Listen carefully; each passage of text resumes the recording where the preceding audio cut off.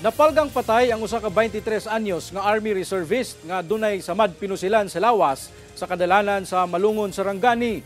Sumala sa PNP ang sospek, posibleng nakalali sa biktima. Una ang pagpamusil.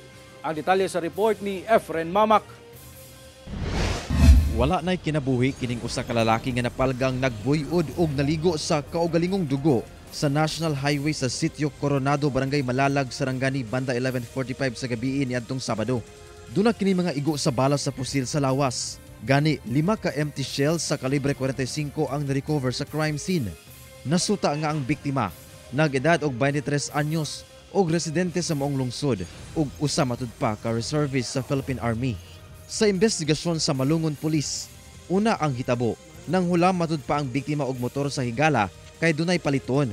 Apan wala na kini nakabalik, hangtod nga nadiskubrihan na lang kining patay ug tapad sa maong motor. Sumala sa PNP, posibleng gipusil ang biktima sa nakalalis ni ini. Based sa mga investigation at mga ebidensya na nakuha na mo, personal grudge, nagdiskasanay pa sila, murag nag-away pa. Ana ang among initial nga nakuhang mga information. Hinuon doon na person of interest ang PNP sa krimen. So far may POI tayo, but then hindi po na natin i-divulge for the integrity ng investigation. Inakuwaan pa og pahayag ang kabanay sa biktima. Kauban si Gary Balantay ug Bong Vicencio, Efren Mamak.